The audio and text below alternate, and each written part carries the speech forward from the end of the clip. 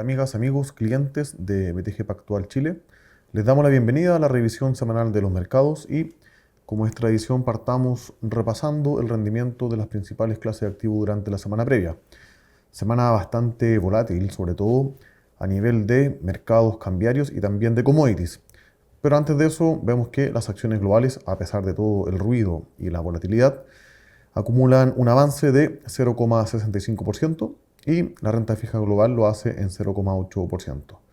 Los commodities que tienen un buen desempeño a principio de la semana hasta el día jueves, principalmente energía, avanzan un 1%, luego tenemos un desplome en los metales preciosos, principalmente la plata el día viernes, el cual se extiende hoy lunes en la cotización también de la plata y el oro. El dólar contra monedas desarrolladas muestra una caída, una depreciación de 0,6% y las monedas emergentes pierden un 0,15% respecto al dólar a nivel global. Después de varias semanas consecutivas de ganancias, el IPSA muestra un descanso, un retroceso de 0,7%, la renta fija en Chile prácticamente plana y vemos ahí una caída marginal del peso chileno. Acá en lo que va del año, ya tomando el cierre de enero, el primer mes del año, vemos que la renta variable internacional acumula casi 3% de ganancia. En el caso de la renta fija global, casi un 1% de ganancia, los commodities 5%, llegando a estar casi 13% arriba. Y el dólar a nivel global, en este caso contra monedas desarrolladas, una depreciación de 0,87%. Entre los principales mercados a nivel de acciones, Asia ha desarrollado, principalmente Hong Kong muestra acá un rendimiento en dólares de 2,6% y por el lado de Europa vemos como UK avanza 2%. Asia emergente lo hace en 2,05% y Latinoamérica se queda algo más rezagado con 1,13%. A nivel de mercados de renta fija, vemos que el índice global es el que destaca principalmente por el peso que tienen los bonos de gobierno y una mayor duración en su composición, con un avance de 0,8% y lo sigue Investment Grade con 0,49%.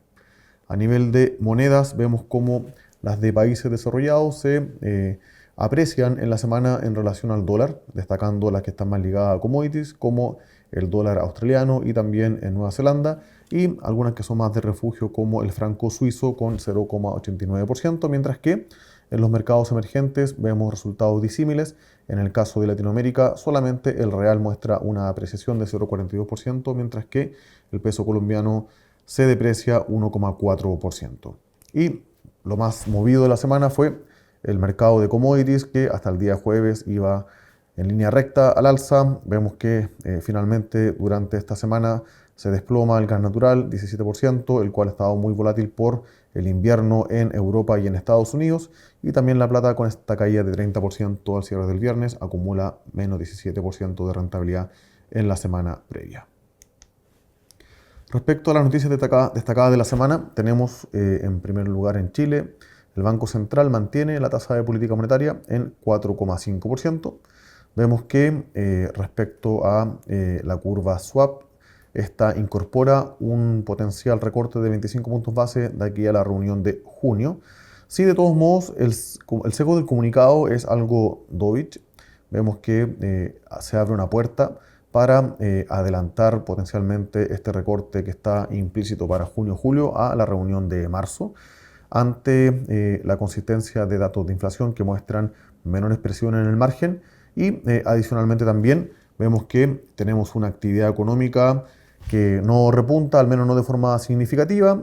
Vemos que el IMASEC en diciembre crece 1,7% interanual. Esto se explica principalmente por la actividad de servicios, que en su contribución lo hace como un 0,9%, con un crecimiento interanual de 2,2% en el periodo.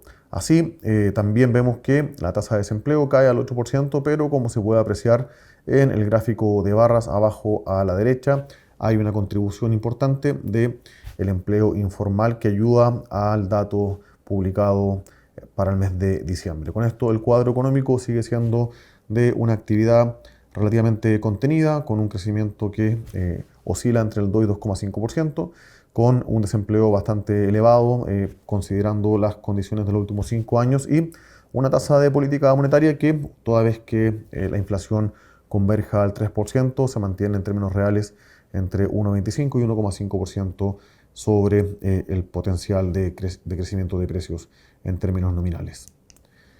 Segunda noticia de la semana, tenemos la nominación por parte del presidente Trump para la presidencia de la Reserva Federal a Kevin Warsh. Él es un ex banquero de la Reserva Federal durante el gobierno de Barack Obama y también de George Bush hijo.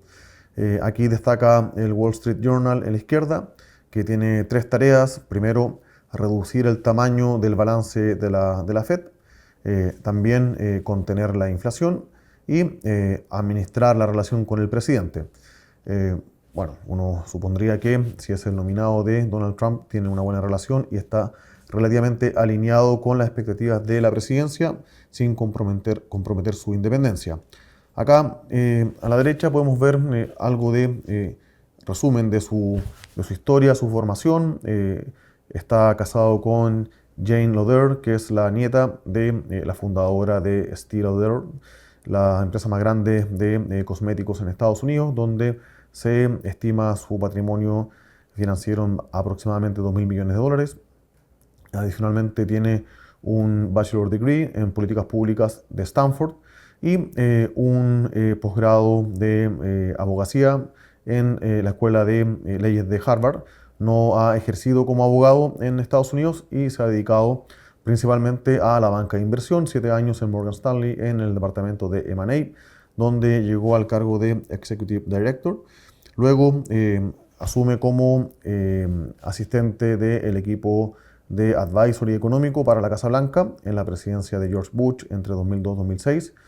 Luego, entre 2006 y 2011, actúa como gobernador de la Reserva Federal. Fue el gobernador de ese banco central más joven en la historia, nominado a los 35 años. Y actualmente tiene experiencia en consultoría, en investment y también en instituciones que son de carácter internacional. Tiene un sesgo relativamente dovish en sus últimas apariciones públicas, algo que estaría relativamente alineado con la postura de Donald Trump, pero sí es un crítico fehaciente del uso indiscriminado del QE, esto es agrandar la hoja de balance de la Reserva Federal para financiar en una parte el déficit del gobierno central y además inyectar liquidez al sistema. Está a favor de que la inflación converja al 2% y que el alcance que tenga la Fed sea relativamente enfocado a la inflación sin ser protagonista de los mercados financieros. Acá podemos ver cuáles serían las próximas fechas. El 30 de enero fue su nominación. El día 31 de enero expiró el cargo de la vacante de Kugler en la Reserva Federal, así que queda un espacio vacante. El día en febrero, debería ya tener la nominación efectiva y esto es condición necesaria para que se pueda efectivamente postular su candidatura como presidente de la Reserva Federal. Se espera que esta votación esté entre marzo y abril del 2026.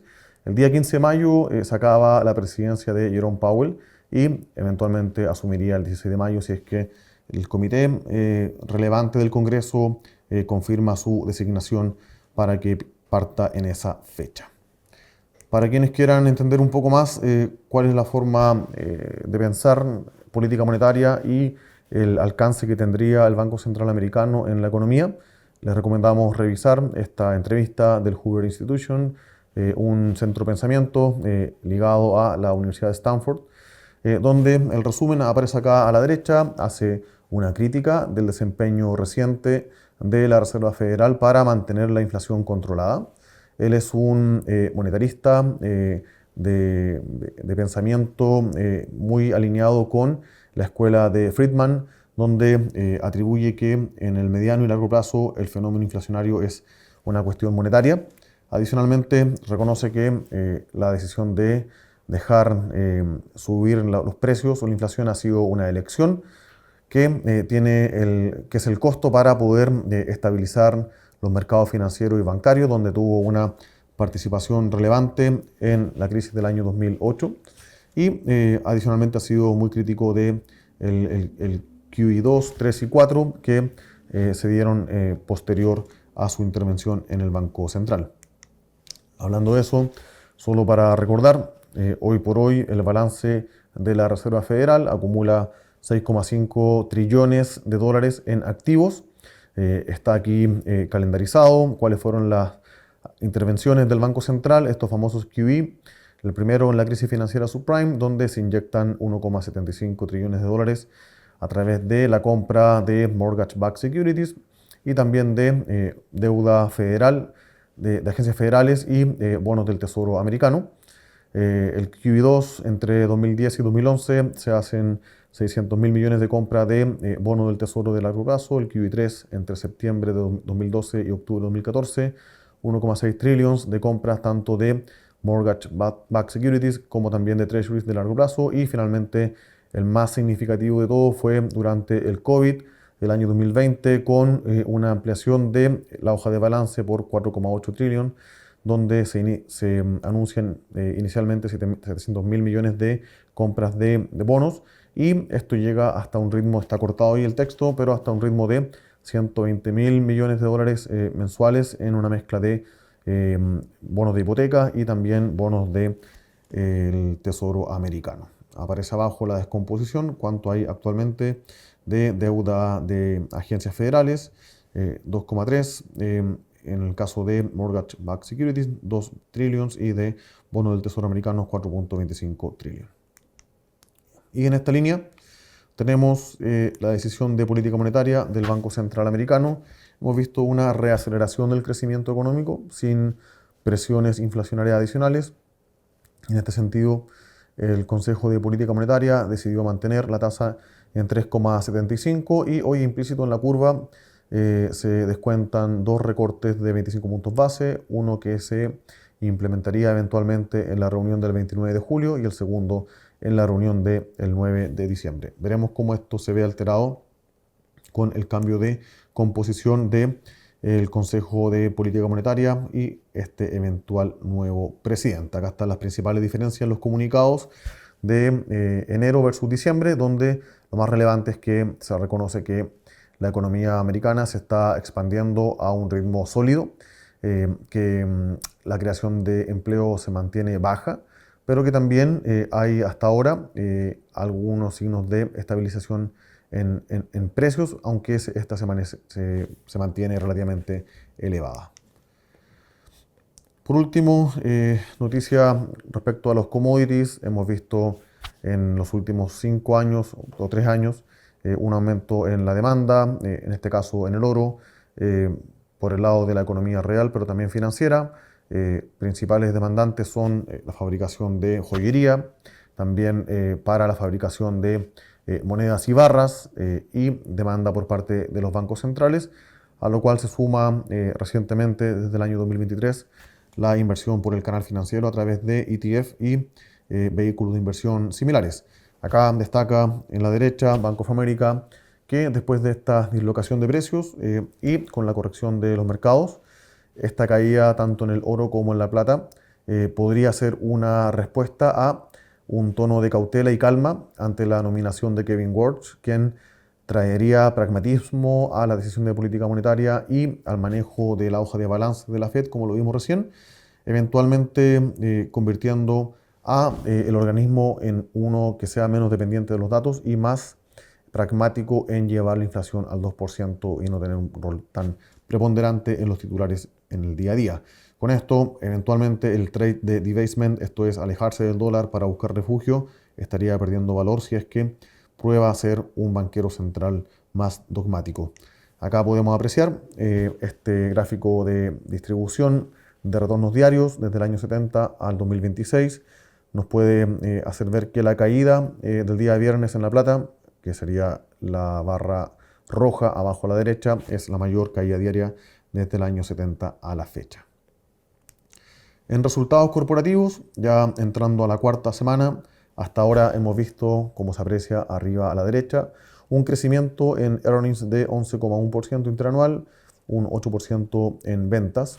Han reportado ya 167 compañías, con un 70% de ellas mostrando sorpresa positiva en utilidad y un 63% en ingresos. Así que hasta ahora los resultados han sido buenos, por sobre lo que esperaba el consenso mercado, pero con valuations más apretados obviamente se vuelve más difícil tener una reacción al alza una vez que las empresas sorprenden positivamente lo que esperan los analistas.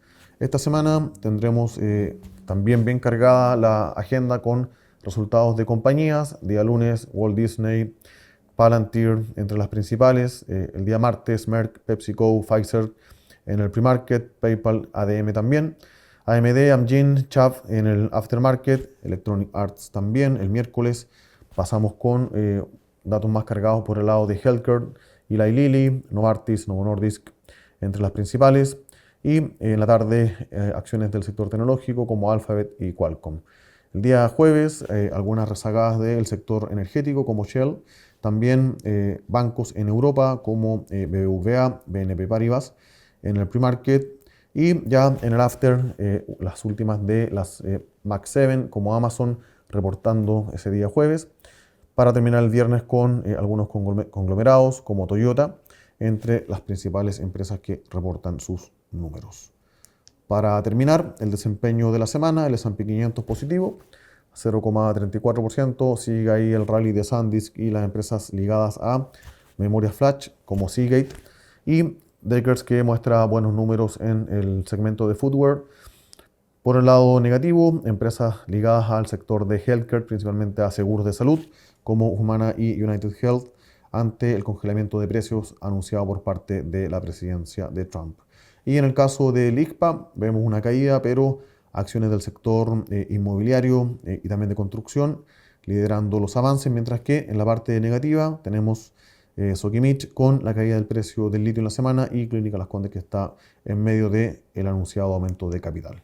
Acá les dejamos el calendario para que lo revisen con los principales datos económicos a publicarse. En el caso de Estados Unidos, relevante, obviamente, el dato de creación de empleo oficial el día viernes, y en Chile también los datos de inflación. Eso es por esta semana. Como siempre, agradecemos que revisen nuestras publicaciones, se conecten también con nosotros en redes sociales y estén atentos a los próximos eventos que anunciamos acá, webinars, seminarios, en fin. Muchas gracias.